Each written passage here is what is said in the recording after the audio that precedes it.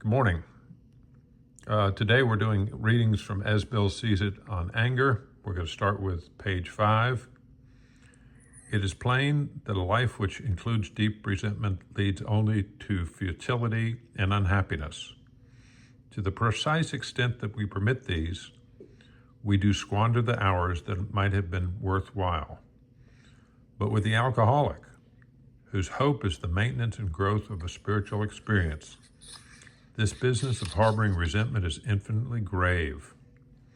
For then we shut ourselves off from the sunlight of the Spirit. The insanity of alcohol returns, and we drink again. And with us, to drink is to die. If we were to live, we had to be free of anger. The grouch and the sudden rage were not for us. Anger is the dubious luxury of normal men, but for us alcoholics, it is poison. Okay, Michael has 39. Okay.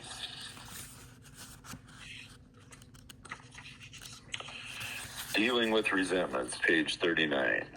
Resentment is the number one offender. It destroys more alcoholics than anything else. From it stem all forms of spiritual disease, for we have been not only mentally and physically ill, we have also been spiritually ill. When our spiritual malady is overcome, we straighten out mentally and physically. In dealing with our resentments, we set them on paper. We listed people, institutions, or principles with whom we were angry. We asked ourselves why we were angry. In most cases, it was found that our self-esteem, our pocketbooks, our ambitions, our personal relationships, including sex, were hurt or threatened. The most heated bit of letter writing can be a wonderful safety valve, providing the wastebasket is somewhere nearby. All righty, our next one is 56.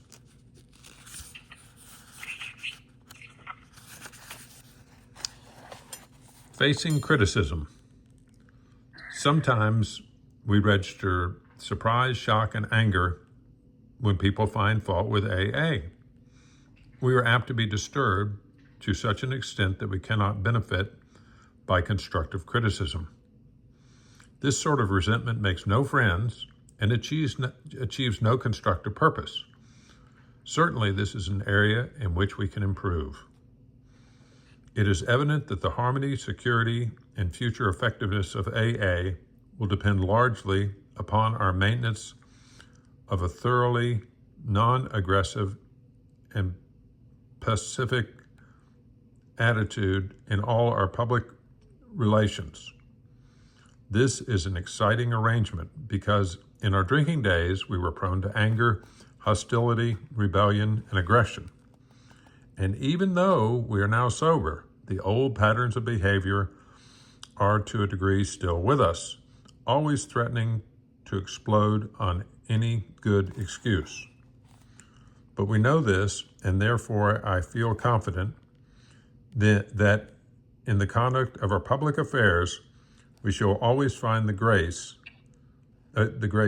to exert restraint. Okay, you have 58. Okay, 58. Righteous indignation, page 58. The positive value of righteous indignation is theoretical, especially for alcoholics. It leaves every one of us open to the rationalization that we may be as angry as we like, provided we can claim to be righteous about it. When we harbored grudges and planned revenge for defeats, we were really beating ourselves with the club of anger we intended to use on others. We learned that if we were seriously disturbed, our very first need was to quiet that disturbance, regardless of who or what we thought earned it. All righty, 58, 98. 98. 98. Anger, personal and group enemy. As the book Alcoholics Anonymous puts it, resentment is the number one offender. It is a primary cause of relapse into drinking. How well we of AA know that for us to drink is eventually to go mad or die. Much the same, what is that word? Much the same penalty overhangs every AA group. Given enough anger, both unity and purpose are lost. Given still more righteous indignation, the group can disintegrate. It can actually die. This is why we avoid controversy. This is why we prescribe no punishments for any misbehavior, no matter how grievous. Indeed, no alcoholic can be deprived of his membership for any reason whatsoever. Punishment never heals. Only love can heal. All righty, 113. To be fair-minded, page 113. Too often, I think, we have deprecated and even derided projects of our friends in the field of alcoholism just because we can always see eye to eye with them. We should very seriously ask ourselves how many alcoholics have gone on drinking simply because we have failed to cooperate in good spirit with these many agencies, whether they be good, bad, or indifferent. No alcoholic should go mad or die merely because he did not come straight to AA at the beginning. Our first objective will be the development of self-restraint. This carries a top priority rating. When we speak or act hastily or rashly, the ability to be fair-minded and tolerant evaporates on the spot. Here, next is 153.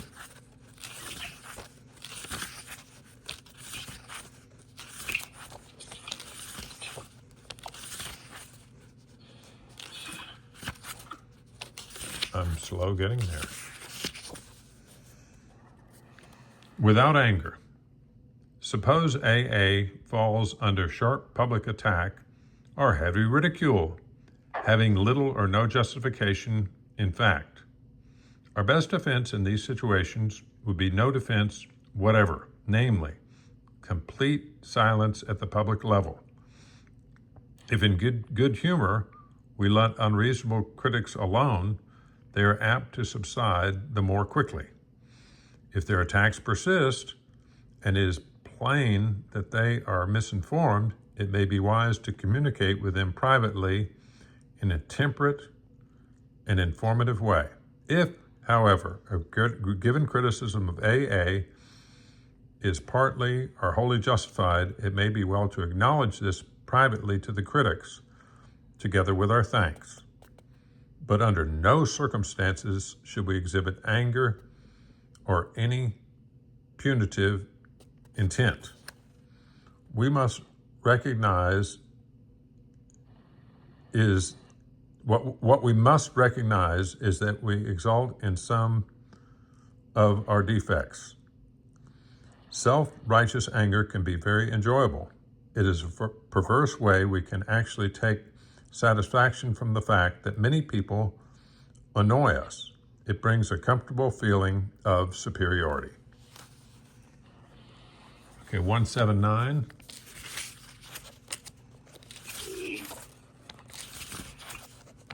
Coping with anger, page 179. Few people have been more victimized by resentments than have we alcoholics.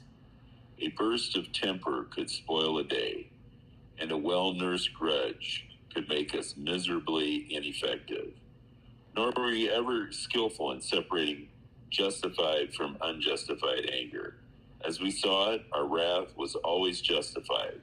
Anger, that occasional luxury of more balanced people, could keep us on an emotional jag indefinitely. These dry benders often led straight to the bottle. Nothing pays off like restraint of tongue and pen. We must avoid quick-tempered criticism, furious, power-driven argument, sulking, and silent scorn. These are emotional booby traps, baited with pride and vengefulness. When we are tempted by the bait, we should train ourselves to step back and think. We can neither think nor act to good purpose until the habit of self-restraint has become automatic. Excellent. 179. 184. Meeting adversity. Our spiritual and emotional growth in AA does not depend so deeply upon success as it does upon our failures and setbacks. If you will bear this in mind, I think that your slip will have the effect of kicking you upstairs instead of down. We AAs have had no better teacher than old man adversity, except in those cases where we refuse to let him teach us. Now and then, all of us fall under heavy criticism. When we are angered and hurt, it's difficult not to retaliate in kind. Yet, we can restrain ourselves and then probe ourselves, asking whether our critics were really right. If so, we can admit our defects to them. This usually clears the air for mutual understanding. So, suppose our critics are being unfair. Then we can try calm persuasion. If they continue to rant, it is still possible for us, in our hearts, to forgive them. Maybe a sense of humor can be our saving grace. Thus, we can both forgive and forget. 268. Whoa, that's a big jump. Yep. But we're up to it. 268. Okay, 67. Okay. Oh, this is a good one. 268. Those other people. Just like you, I have often thought myself the victim of what other people say and do. Yet, every time I confess the sins of such people, especially those whose sins did not correspond exactly with my own, I found that I only increased the total damage. My own resentment, my self-pity would often render me well nigh useless to anybody. So nowadays, if anyone talks of me so as to hurt, I first ask myself if there's any truth at all in what they say. If there is none, I try to remember that I too have had my periods of speaking bitterly of others. That hurtful gossip is but a symptoms of our remaining emotional illness, and consequently that I must never be angry at the unreasonableness of sick people. Under very trying conditions, I have had again and again to forgive others, also myself. Have you recently tried this? Oh, that's a good one. Yeah, that's a good one. 285. 285. False pride. The alarming thing about pride blindness is the ease with which it is justified. But we need not look far to see that self-justification is a universal destroyer of harmony and of love. It sets man against man, nation against nation. By it, every form of folly and violence can be made to look right and even respectable. It would be a product of false pride to claim that AA is a cure-all, even for alcoholism. 309.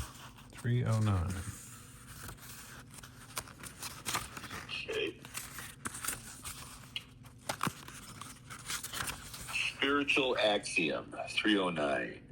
It is a spiritual axiom that every time we are disturbed, no matter what the cause, there is something wrong with us.